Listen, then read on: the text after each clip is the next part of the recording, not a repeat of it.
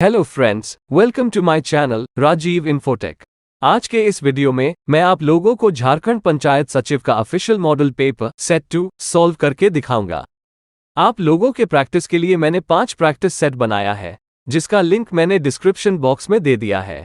आप लोग उस लिंक को क्लिक करके PDF डाउनलोड कर सकते हैं। तो चलिए वीडियो का शुरुआत करते हैं। ये वो PDF है जो JCC के ऑफिशियल वेबसाइट में दिया हुआ है। PDF के हेडिंग में लिखा हुआ है model questions for computer proficiency test under ISCKHT CCE 2017 set 2। पहला प्रश्न MS वर्ड से है, जिसका अंक 25 है, जिसमें कहा गया है कि निम्नलिखित अनुच्छेद को MS वर्ड में टाइप करें। अनुच्छेद का शीर्षक है मानसून की भविष्यवाणी। अनुच्छेद इस प्रकार से है, भारत में मानसून की भविष्यवाणी काफी महत्व रखती है।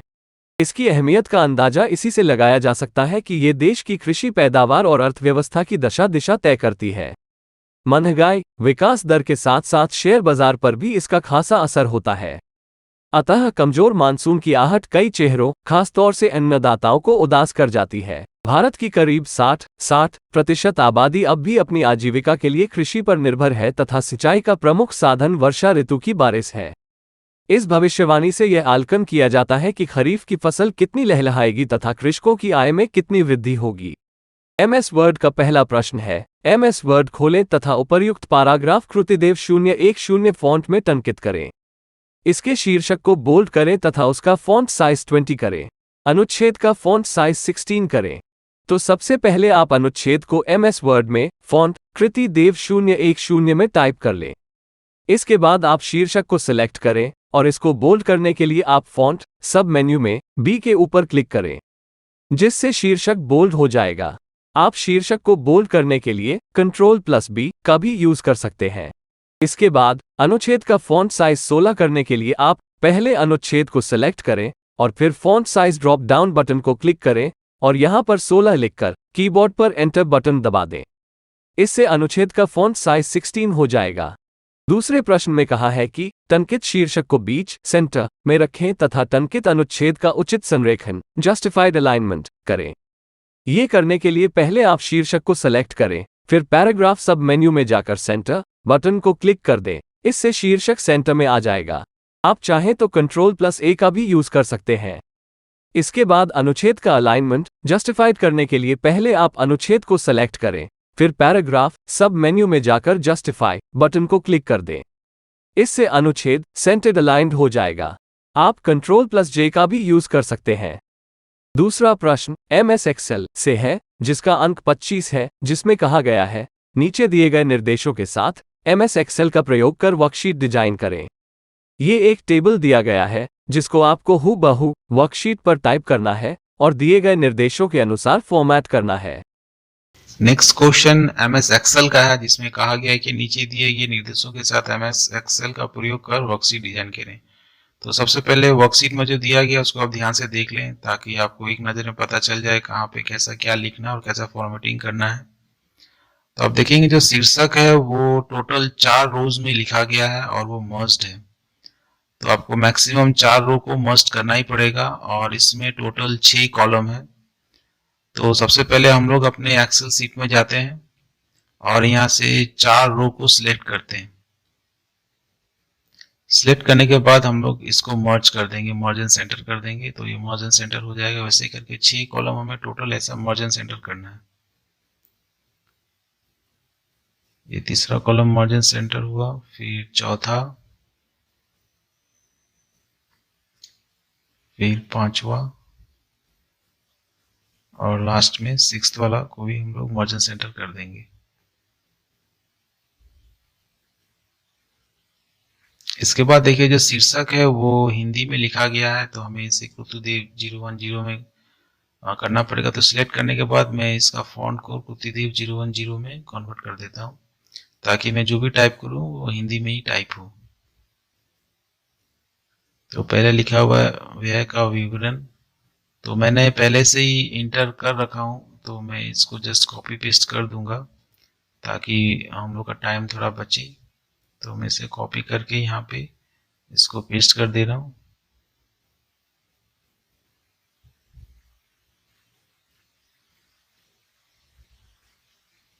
देखिए वे क्या विवरण 2 बार लिखा गया है, तो आपको 2 बार टाइप करने का जरूरत नहीं, आप लोग भी एक बार लिख के उसे कॉपी पेस्ट कर सकते हैं।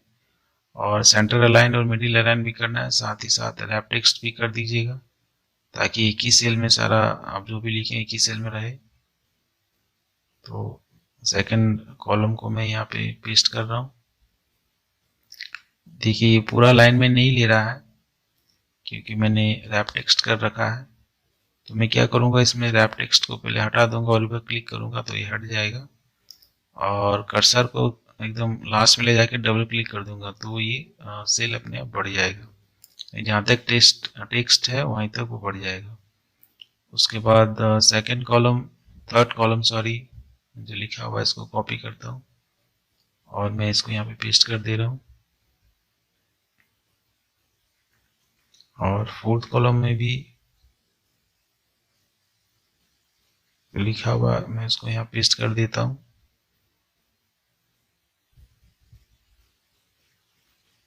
और फिफ्थ कॉलम का भी। अब जब भी टाइप करें आपको इस बात का ख्याल होना चाहिए कि जैसा दिया गया क्वेश्चन पेपर में आप लोग वैसे ही करने की कोशिश करें, ताकि आपका नंबर उसमें ना कटे। तो जैसे कि यहाँ पे दिया हुआ देखिए वर्ष, फिर उसके नीचे वाला लाइन में 2017-18, फिर थर्ड लाइन में की राशि है, फिर फोर्थ लाइन में लाख में है। तो मैं क्या करूँगा, सेल को थोड़ा आगे की तरफ बढ़ा दूंगा, तो ये उसी हिसाब से ले लेगा। और फिफ्थ कॉलम में भी जैसा दिया हुआ है वैसे ही थोड़ा आगे की तरफ सेल को कर दूंगा तो ये वैसा हो जाएगा। और सिक्स्थ कॉलम में भी तो देखिए लगभग वैसा हो गया है। उसके बाद हमें नेक्स्ट लिखना है। तो नेक्स्ट देखिए ये आपका फिफ्थ और सिक्स्थ रो भी मर्ज्ड है। तो सबसे पहले मैं फिफ्थ और सिक्स्थ सेल को सेलेक्ट करूंगा और मर्ज एंड सेंटर बटन को क्लिक कर दूंगा तो ये मर्ज एंड सेंटर हो जाएगा। उसके बाद इसको टाइप करना है, तो मैं यहाँ कॉपी पेस्ट कर दे रहा हूँ। फिर उसके नेक्स्ट वाले लाइन में जो दिया हुआ है उसे टाइप करना है, यानी नई योजना का कार्य।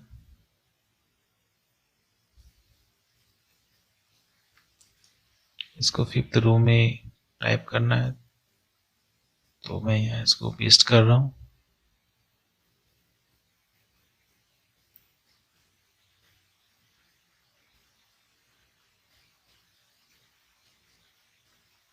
देखिए जब भी आपका जो टेक्स्ट है वो सेल के बाहर चला जाता है तो आप उस पूरा कॉलम को सिलेक्ट करिए और कोने में जाकर डबल क्लिक कर दीजिए, तो ऑटोमेटिकली वो जो सेल है उतना ही बड़ा हो जाएगा।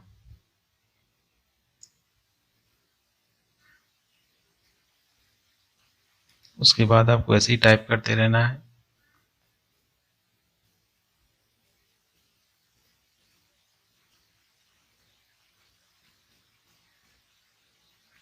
इसके बाद है गैर योजना व्यय, तो यहाँ पे भी आपका दोनों सेल मर्ज्ड है, तो पहले इसको मर्ज कर दीजिए।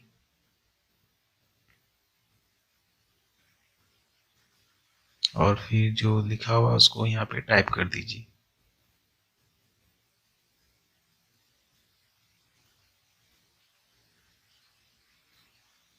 इसके बाद वेतन एवं अन्य स्थापना व्यय और पुरानी संरचनाओं ये सब भी टाइप करना है, तो इसको भी यहाँ टाइप कर दीजिए।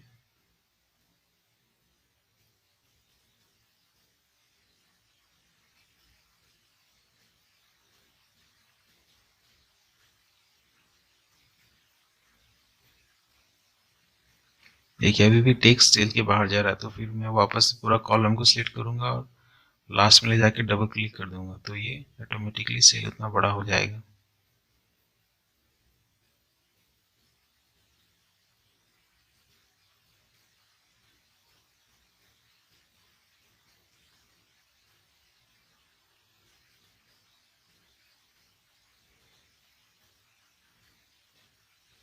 उसके बाद जो बाकी और जो है उसे भी टाइप करना है।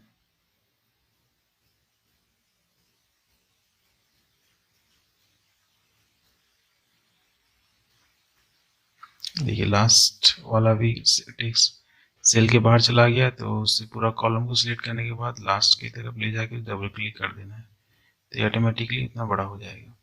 उसके बाद देखिए जो मैंने लिखा हुआ ये राइट अलाइंड है पूरा का पूरा, तो मैं क्या करूँगा, सबको सिलेक्ट करूँगा और राइट अलाइनमेंट बटन को दबा दूंगा। आपको इस बात का हमेशा ख्याल रखना है कि कौन सा टेक्स्ट राइट है, कौन सा लेफ्ट है, कौन सा सेंटर्ड है। इस पे एग्जामिनर का नज़र काफ़ी रहेगा नंबर काटने के लिए, तो आपको इस बात का ख्याल रखना पड़ेगा। उसके बाद जो राशि दिया हुआ है उसे लिखना है, टाइप करना है, तो मैं यहाँ टाइप करता हूँ।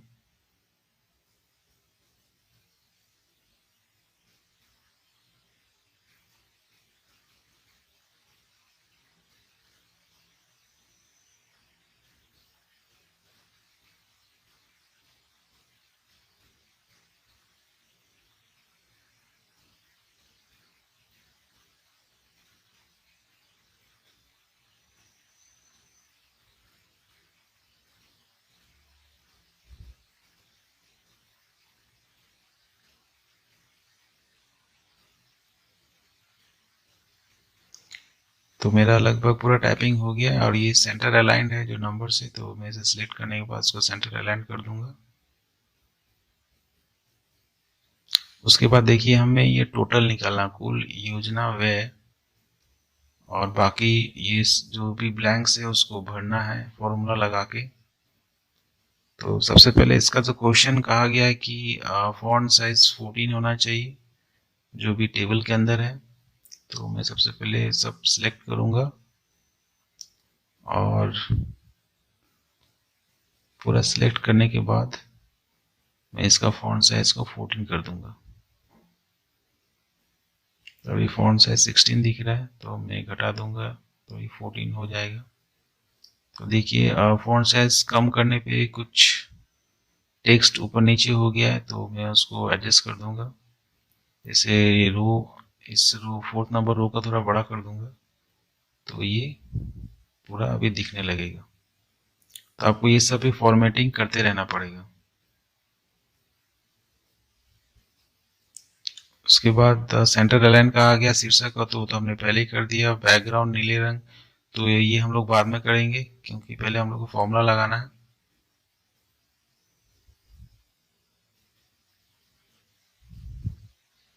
फॉर्मूला लगा के हमें टोटल निकालना है। तो पहले हम लोग जाते हैं अपने एक्सेल सीट में।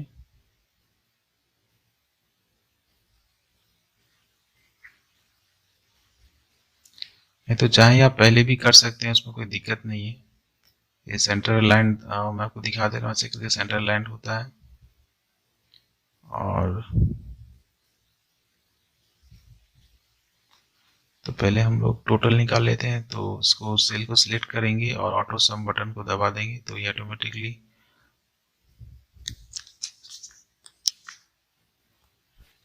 तो मैं ऑटो सम का इस्तेमाल करके सबका टोटल निकाल लूंगा। तो सबसे पहले मुझे सिलेक्ट करना पड़ेगा तीनों सेल्स और उसके बाद ऑटो सम बटन को दबाना है, तो ये ऑटोमेटिकली ऑटो सम कर देगा, यानी टोटल निकाल देगा। तो मैं सभी का टोटल निकाल दे रहा हूँ, आप लोग ध्यान से देखिए। ऑटो सम बटन को क्लिक करूंगा तो ये ऑटो सम हो जाएगा।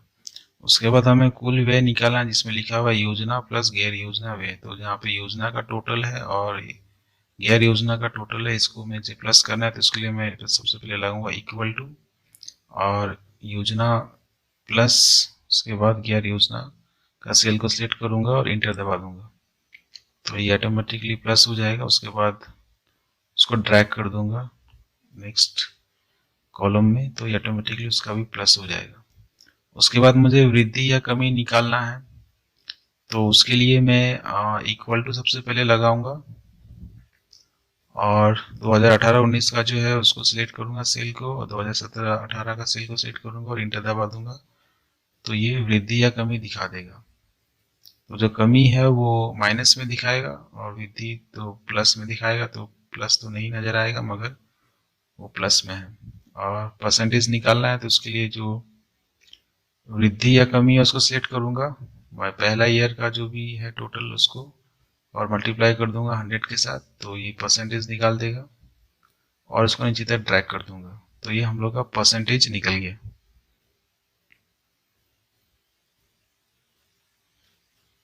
इसके बाद देखिए इन सबको सेंटर अलाइन करना पड़ेगा, क्योंकि as per question sub centre aligned ही होना चाहिए। तो मैं सिलेक्ट करके सबको सेंटर अलाइन कर दूंगा।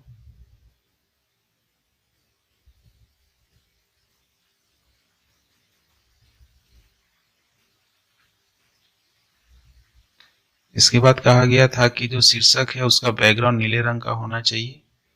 तो सारे शीर्षक, जो मुख्य शीर्षक है उसको सिलेक्ट करूंगा और राइट क्लिक करूंगा। राइट क्लिक करने के बाद फॉर्मेट सेल्स में जाऊंगा और यहाँ पे फिल के अंदर में जो कलर हमें कहा गया है वो कलर में सिलेक्ट करूंगा, यानी नीला कलर कहा गया है तो मैं नीला सिलेक्ट करूंगा। तो ये इसका बैकग्राउंड नीला हो जाएगा। उसके बाद हमें कहा गया कि जहाँ पे हमने फॉर्मूला का इस्तेमाल किया है उन सेल्स को हरा रंग में दर्शाना है। तो जहाँ जहाँ पे फॉर्मूला लगा है उन सेल्स को हरा करना है। तो सबसे पहले मैं उन सेल्स को सिलेक्ट करूंगा जहाँ फॉर्मूला लगा हुआ है। तो जैसे लास्ट का 2 कॉलम फॉर्मूला है तो उसको मैं राइट क्लिक करूंगा।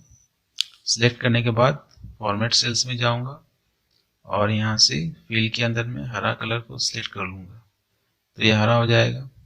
और इसके बाद कुल योजना का व्यय, ये भी फॉर्मूला बेस्ड है तो उसको भी सिलेक्ट करूंगा और फॉर्मेट सेल्स में जाके इसका कलर को हरा कर दूंगा।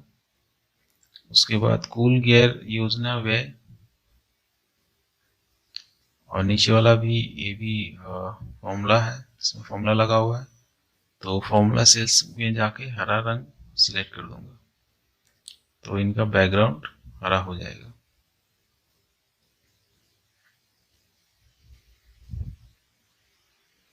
तो क्वेश्चन 3-4 हो गया। उसके बाद हमें क्वेश्चन 5 में बार ग्राफ तथा लाइन ग्राफ बनाना है, जो भी हमने एक्सेल शीट तैयार किया है।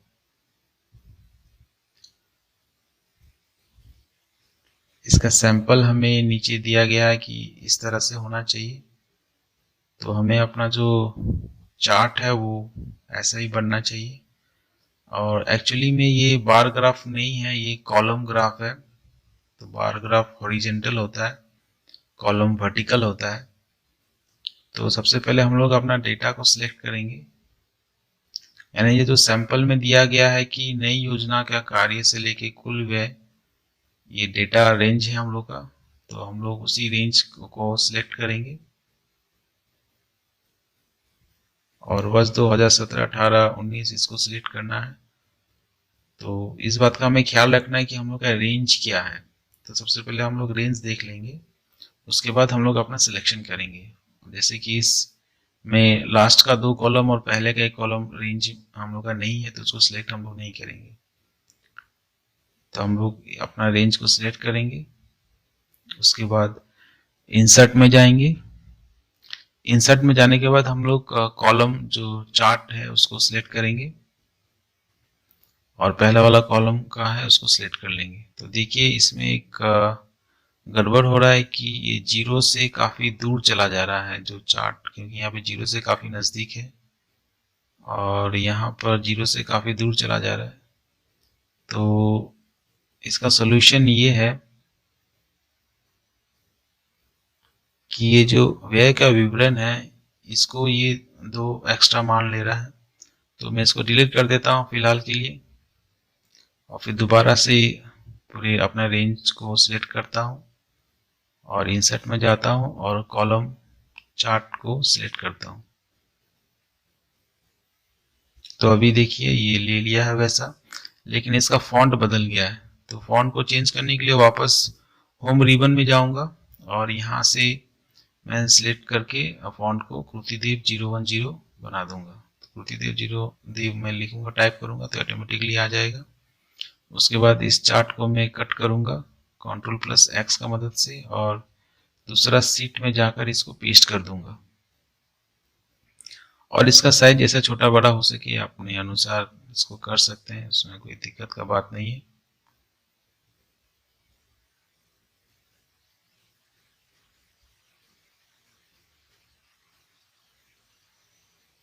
फिर आप सैंपल में देखिए कि हर बार के ऊपर में नंबर लिखा हुआ है। तो इसको लाने के लिए आप लोग अपना चार्ट में जाइए और जो बार है उसको सिलेक्ट करिए, उसमें राइट क्लिक बटन दबाइए और ऐड डेटा लेबल्स जो है उसको सिलेक्ट करिए, तो ऑटोमेटिकली उसके ऊपर वो नंबर आ जाएगा। वैसे ही जो दूसरा बार है उसमें भी वही करना आपको, तो ये ऑटोमेटिकली आ जाएगा नंबर। तो आपका ये बार चार्ट बन गया है। आप इसको भी एडजस्ट कर सकते हैं, जैसे कि लाख में जो लिखा हुआ है वो नीचे की लाइन में लिखा हुआ मगर यहाँ पे एक ही लाइन में आ जा रहा है, तो उसको सेट करने के बाद उसको छोटा बड़ा कर दीजिए तो ये ऊपर नीचे हो जाएगा।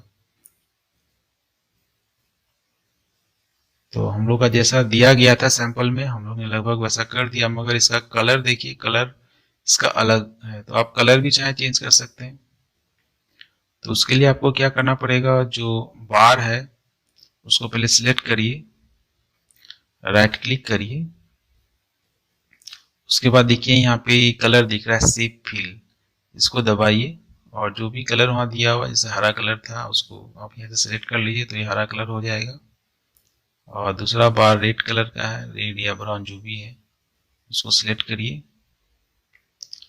और यहाँ से शेप फिल में जाकर आप जो जो भी है कलर रेड ब्राउन उसको सिलेक्ट करिए और तब ये ले लिया। तो जैसा सैंपल में दिया हुआ था हम लोग ने पूरा वैसे ही कर दिया है।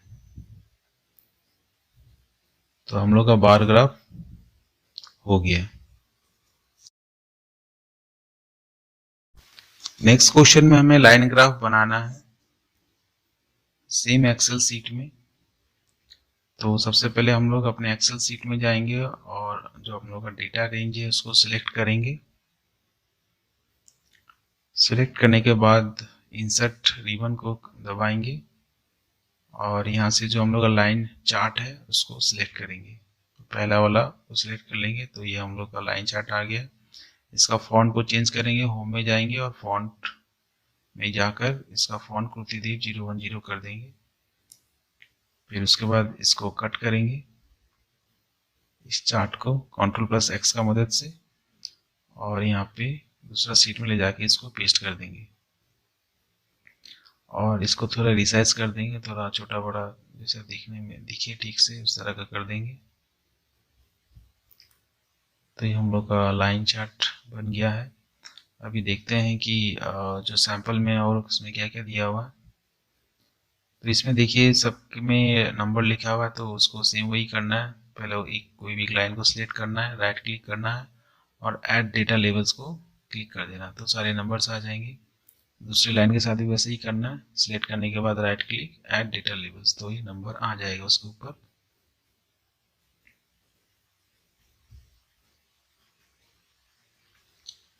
इसके बाद राइट में जो दिया हुआ है इंफॉर्मेशन उसको थोड़ा एडजस्ट कर देंगे ताकि जैसे सैंपल में है वो वैसा ही दिखे।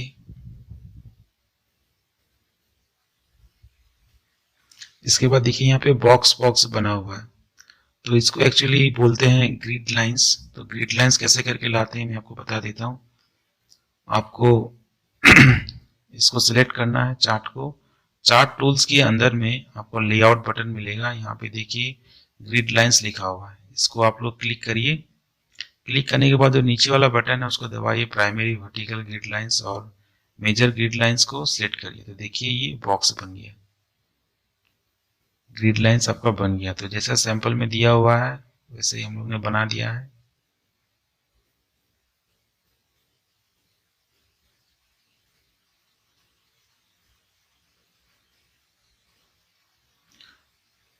और इसका अगर आप चाहें कलर चेंज कर सकते हैं तो आपको सिलेक्ट करने के बाद लाइन चार्ट का कलर को चेंज करने के लिए सबसे पहले आप उस लाइन को सिलेक्ट करें। सिलेक्ट करने के बाद आपको जाना है चार्ट टूल्स के अंदर में, यहाँ पे आपको क्लिक करना है फॉर्मेट, उसके बाद शेप आउटलाइन। शेप आउटलाइन के बाद आपको जो कलर चाहिए जैसा दिया हुआ सैंपल में आप ऐसा सिलेक्ट कर लीजिए। जैसा ये ऊपर वाला हरा रंग का है और नीचे वाला आपका ब्राउन या तो रेड कलर का है, तो वैसे शेप आउटलाइन में जो भी कलर है उसको सिलेक्ट करिए। तो ये आपका जैसा आपका सैंपल में दिया हुआ है वैसे ये चार्ट बन गया है।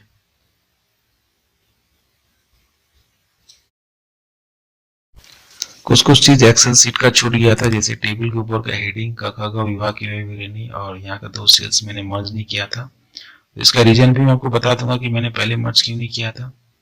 तो सबसे पहले हम लोग अपने टेबल में जाएंगे और पहला रो को सिलेक्ट करने के बाद राइट क्लिक करेंगे।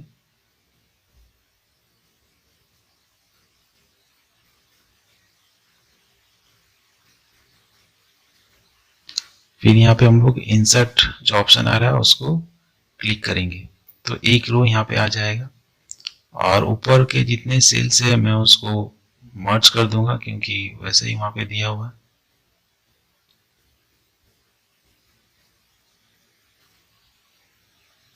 तो पूरा सेल को मैं सिलेक्ट करूंगा।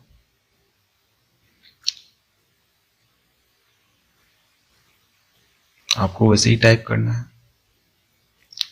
तो देखिए ये हो गया है। मैं इसका थोड़ा बढ़ा देता हूँ इसका साइज, और ये 2 सेल्स को भी मर्ज करना है। तो मैं मर्ज इसको ऑप्शन को दबाऊंगा, यहाँ पे मर्ज सेल्स आ जाएगा तो इसको सेलेक्ट कर लूंगा और ये 2 सेल्स को भी।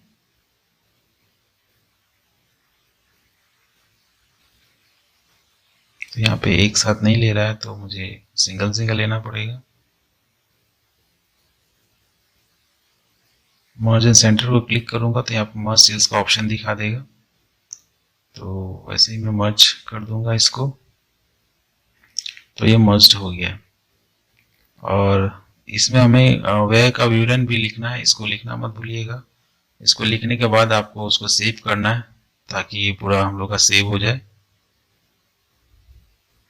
देखिए ये मैं इसलिए नहीं ले रहा था, पहले मर्ज इसलिए नहीं किया क्योंकि अगर आप इसे मर्ज पहले करके अगर सिलेक्ट करते हैं तो ये पहला वाला कॉलम को भी सिलेक्ट कर लेता और हम लोग का चार्ट ढंग से नहीं बनता। इसलिए मैंने इसको पहले मर्ज नहीं किया था। मर्ज करने से ये प्रॉब्लम हो रहा था, तो आप लोग को इस बात का ख्याल रखना है। इसके बाद नेक्स्ट क्वेश्चन हम लोग एमएस पावर पॉइंट का है, जिसमें कहा गया कि एमएस पावर पॉइंट में 5 स्लाइडों का प्रेजेंटेशन बनाए। स्लाइडों का विवरणी निम्नवत है। तो सबसे पहले हम लोग अपने एमएस पावर पॉइंट में जाएंगे और यहाँ पे न्यू स्लाइड में ब्लैंक स्लाइड को सिलेक्ट करेंगे और यहाँ से हम लोग न्यू स्लाइड को और 4 बार प्रेस करेंगे तो हम लोग का 5 स्लाइड बन जाएगा।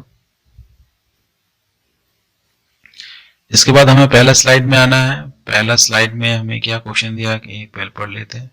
पहले स्लाइड में हरे रंग के वृत्त के अंदर स्वागतम लिखें एवं स्लाइड के बैकग्राउंड का रंग पीला करें। वृत्त का मतलब होता है हमें सर्कल बनाना है। तो हमें सबसे पहले इंसर्ट में जाना पड़ेगा, उसके बाद शेप्स में, शेप्स को क्लिक करेंगे। यहाँ से जो शेप हमें चाहिए यानी सर्कल शेप चाहिए उसको सिलेक्ट करेंगे और अपनी इस स्लाइड में सर्कल बनाएंगे। ये हम लोग का सर्कल बन गया, लेकिन इसका बैकग्राउंड का कलर देखिए ब्लू है, लेकिन हमें कहा गया है कि हरा करना है। तो इसके लिए हम लोग को क्या करना पड़ेगा कि सर्कल में राइट क्लिक करना पड़ेगा। राइट क्लिक करने के बाद यहाँ पे देखिए शेप फिल, इसमें दबाइए और यहाँ पे आप अपना कलर चूज कर लीजिए। यानी हमें हरा कलर चाहिए तो हरा ले लेंगे, लेकिन इसका बाउंड्री देखिए आपका ब्लू ही है। तो यहाँ पे देखिए और एक ऑप्शन है शेप आउटलाइन, तो यहाँ से भी हम लोग ग्रीन कलर ही चूज कर लेंगे तो ये पूरा हरा हो जाएगा। उसके बाद हमें यहाँ लिखना है स्वागतम। तो स्वागतम टेक्स्ट लिखने के लिए हम लोग क्या करेंगे, टेक्स्ट बॉक्स इंसर्ट के अंदर में टेक्स्ट बॉक्स से इसको सिलेक्ट करेंगे और इस सर्कल के अंदर में एक टेक्स्ट बॉक्स बनाएंगे।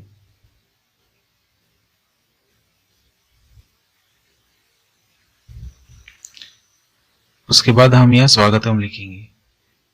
कुछ लोगों ने कमेंट्स में कहा था कि वो लोग ब्लैंक स्लाइड में नहीं लिख पा रहे हैं, तो उसका आंसर यही है, ये आपको टेक्स्ट बॉक्स में लिखना पड़ेगा। कुछ भी अगर आपको लिखना है तो बिना टेक्स्ट बॉक्स का मदद से आप ब्लैंक स्लाइड में नहीं लिख सकेंगे। तो आपको सबसे पहले टेक्स्ट बॉक्स बनाना पड़ेगा। तो मैं जैसे यहाँ पे स्वागतम लिख रहा हूँ, टाइप मैंने कर दिया हूँ, तो फिर दोबारा से टेक्स्ट बॉक्स को पूरा सिलेक्ट करूंगा और इसको सेंटर अलाइन कर दूंगा और इसका साइज थोड़ा बढ़ा दूंगा। ये सब कहा नहीं गया, लेकिन ताकि दिखने में अच्छा लगे इसलिए मैं ऐसा कर रहा हूँ। तो ये मैं लगभग ये दिखने में अच्छा लग रहा है। और इसका बैकग्राउंड कहा गया है कि पीला रंग करने के लिए। तो इसके लिए मैं क्या करूँगा, बाहर में जाकर राइट क्लिक करूंगा, यानी जो व्हाइट पोर्शन है वहां पर, और यहाँ पे फॉर्मेट बैकग्राउंड में जाके सॉलिड फिल के अंदर में कलर देखिए यहाँ पे लिखा हुआ है, कलर हमें पीला लेने के लिए कहा गया है, एक येलो, येलो सेट करूंगा, क्लोज कर दूंगा, तो ये स्लाइड हम लोग का इसका बैकग्राउंड येलो हो गया है। उसके बाद सेकंड स्लाइड में हमें कहा गया कि हमें जो एमएस वर्ड में जो हमने पैराग्राफ लिखा था उसको इंसर्ट करना है और उसका बैकग्राउंड हरा होना चाहिए। तो सबसे पहले हम लोग सेकंड स्लाइड में जाएंगे, उसके बाद इंसर्ट में जाएंगे, फिर ऑब्जेक्ट के अंदर में क्रिएट फ्रॉम फाइल सिलेक्ट करेंगे और यहां से ब्राउज में जाकर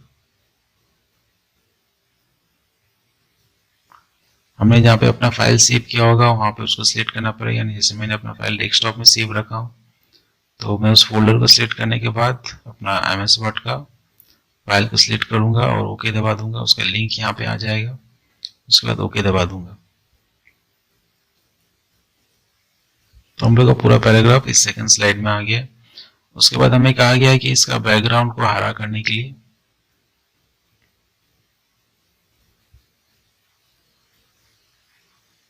तो मैं इस पीपीटी का व्हाइट पोर्शन में राइट क्लिक करूंगा, फॉर्मेट बैकग्राउंड में जाऊंगा और सॉलिड फिल के अंदर मैं कलर में जाकर ग्रीन कलर सेट कर लूंगा जैसा हमें कहा गया है, और पैराग्राफ को थोड़ा और बड़ा कर दूंगा ताकि दिखने में अच्छा लगे और रीडेबल हो जाए।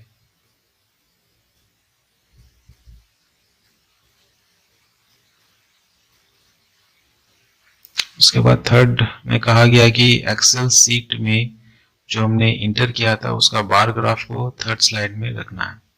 तो सबसे पहले मैं अपने एक्सेल सीट में जाऊंगा और जो जिस सीट में मैंने बार ग्राफ रखा उसको ओपन करके रखूंगा।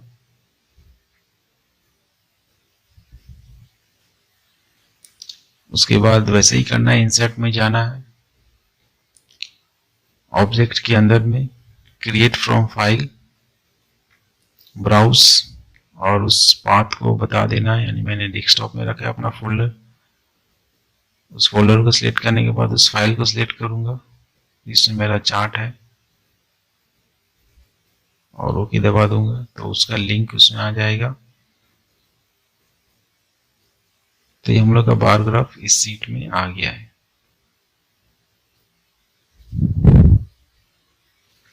इसके बाद तो सबसे पहले मैं फोर्थ स्लाइड में जाऊंगा जिसमें लिखा गया है कि फोर्थ क्वेश्चन में लिखा गया है कि हमें लाइन ग्राफ को फोर्थ स्लाइड में लेके आना है। तो उसके लिए मुझे अपने पावर पॉइंट प्रेजेंटेशन में जाना पड़ेगा, फोर्थ नंबर स्लाइड में जाना पड़ेगा। यहाँ पे इंसर्ट के अंदर में ऑब्जेक्ट और उस क्रिएट फ्रॉम फाइल को सिलेक्ट करना है, फिर ब्राउज में जाना है, उसके बाद डेस्कटॉप में, उसके बाद मैंने अपना जहाँ पे फाइल रखा हुआ है जिस फोल्डर में उसको सिलेक्ट करना है और अपना उस फाइल को मैं सिलेक्ट करूंगा और ओके दबा दूंगा। तो मेरा ये लाइन ग्राफ इसमें आ जाएगा। तो इसमें देखिए इसमें ठीक से नहीं आ रहा है तो मैं इसको डबल क्लिक करूंगा और इसको थोड़ा एडजस्ट करूंगा, यानी इसका साइज को थोड़ा बढ़ा दूंगा ताकि वो जो लाइन ग्राफ पीछे छुपा हुआ है वो सामने आ जाए। आप इसके कोने कोने में अगर आप लेके जाएंगे कर्सर को तो ऑटोमेटिकली आपको ऑप्शन दे देगा उसका साइज को बड़ा करने के लिए। तो आपको साइज को तब तक बड़ा करना है जब तक कि पूरा लाइन ग्राफ दिखाई ना दे। देखिए अभी पूरा लाइन ग्राफ दिख रहा है। तो आप यहीं पे इसको स्टॉप कर सकते हैं। तो ये पूरा लाइन ग्राफ चौथे नंबर स्लाइड में आ गया है। तो आपका फोर्थ क्वेश्चन भी हो गया है। अभी फिफ्थ क्वेश्चन में लिखा गया है कि आपको एक आयताकार बॉक्स के अंदर में धन्यवाद लिखना है जिसका बैकग्राउंड पीला होना चाहिए। तो आयताकार का मतलब होता है रेक्टेंगुलर बॉक्स, यानी रेक्टेंगल बॉक्स आपको एक चूज करना है। तो उसके लिए आपको अपने फिफ्थ नंबर स्लाइड में जाना पड़ेगा। तो एक स्लाइड में और एक ले लेता हूँ। तो फिफ्थ नंबर स्लाइड आ गया है। यहाँ पे आपको इंसर्ट के अंदर में शेप्स में जाना है और यहाँ से जो रेक्टेंगुलर का शेप है रेक्टेंगल्स का उसको सिलेक्ट करना है और यहाँ से एक रेक्टेंगल बना देना है। तो इस क्वेश्चन में रेक्टेंगल का क्या कलर होगा ये हमें कहा नहीं गया, तो डिफॉल्ट ब्लू कलर आ रहा है तो मैं उसी को रहने देता हूँ। इसके अंदर आपको धन्यवाद लिखना है। तो धन्यवाद लिखने के लिए जैसे मैंने कहा था, आपको टेक्स्ट बॉक्स सिलेक्ट करना है और इसी के अंदर यानी रेक्टेंगल के अंदर आपको एक टेक्स्ट बॉक्स बनाना है और यहाँ पे आपको धन्यवाद लिखना है। तो मैं यहाँ पे धन्यवाद टाइप करता हूँ कुर्तीदेव 010 फॉन्ट में। तो पहले आप अपना फॉन्ट चेंज कर लीजिए और यहाँ पे धन्यवाद लिखिए।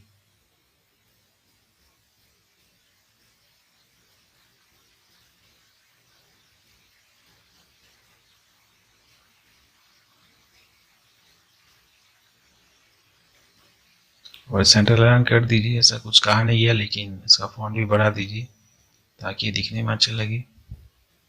तो जिन लोगों को लिखने में प्रॉब्लम हो रहा था, शायद उनका ये प्रॉब्लम सॉल्व हो गया होगा, मुझे ऐसा लगता है। अभी उन लोग ब्लैंक स्लाइड में भी आप लोग लिख पाएंगे ये वीडियो देखने के बाद। अब इसका बैकग्राउंड पीला करने के लिए कहा गया है, तो सॉलिड में जाएंगे और इसका जो कलर कहा गया है पीला, उसको सेलेक्ट करेंगे, क्लोज को सेलेक्ट करेंगे। तो हम लोग का 5th क्वेश्चन भी हो गया है। इसके बाद नेक्स्ट क्वेश्चन में हमें जो भी हमने फाइल बनाया उसको ईमेल के माध्यम से भेजना है। जो हमें नेक्स्ट क्वेश्चन में हमने जो 3 आंसर किए हैं उसको दिए गए मेल पे हमें ईमेल करना है। तो सबसे पहले हमें अपना ईमेल खोलना पड़ेगा। तो जैसे मैंने अपना ईमेल खोल रखा है रेडिफ मेल का, यहाँ पे हम लोग राइट मेल को क्लिक करेंगे। राइट मेल में क्लिक करने पे हमें इस तरह का इंटरफेस दिखाई देगा। यहाँ 2 के अंदर में हमें उसका ईमेल आईडी लिखना जो हमें क्वेश्चन पेपर में दिया रहेगा भेजने के लिए। तो मैं यहाँ पे अपना ईमेल आईडी डाल देता हूँ। और आप लोग एक बात का याद रखना कि सीसी में आप लोग अपना खुद का ईमेल आईडी दीजिएगा ताकि एक कॉपी आप लोग के पास भी जाए और उसको आप लोग देख सकें घर में जाकर। और बॉडी में आप लोग कुछ भी टाइप कर सकते हैं, जैसा दिया रहेगा क्वेश्चन में आपको वैसे टाइप करना है। तो यहाँ पे से कुछ दिया गया नहीं है, तो मैं यहाँ पे लिख देता हूँ कि ऑल द 3 फाइल्स अटैच्ड। उसके बाद हम लोग अटैच का जो बटन है उसको सिलेक्ट करेंगे और यहाँ से हमने जो भी फाइल जहाँ पे भी सेव करके रखा होगा उनका डेस्टिनेशन को सिलेक्ट करेंगे।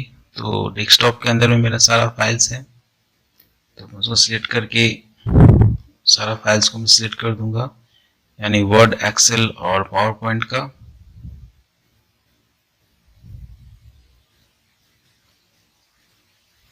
यहाँ पे ओपन बटन को क्लिक करूंगा तो तीनों फाइल्स आ जाएगा। हमें वेट करना पड़ेगा जब तक ये तीनों फाइल्स अपलोड ना हो जाए, उसके बाद ही हम लोग सेंड बटन को क्लिक करेंगे। तो देखिए मैंने जैसे इसमें सब्जेक्ट नहीं लिखा था तो मुझे बता रहा है कि मुझे लिखना है कि नहीं लिखना है। तो क्वेश्चन पेपर में जैसे सब्जेक्ट दिया रहेगा आपको वैसे लिखना है। तो मैं इसमें कुछ एक नंबर डाल दे रहा हूँ और सेंड को क्लिक करूंगा। तो देखिए यहाँ पे your mail has been sent, ये जब तक नहीं आएगा तब तक आपका मेल नहीं जाएगा। तो जैसे ये आ जाता है नोटिफिकेशन तो आप समझ लीजिएगा कि आपका मेल चला गया है। तो देखिए मेल यहाँ पे आ गया है। तो मैं इसको क्लिक करता हूँ तो देखिए तीनों डॉक्यूमेंट यहाँ पे दिख रहा है कि ये आ गया है। तो मैं इसको एक एक करके क्लिक करके खोल के देख सकता हूँ।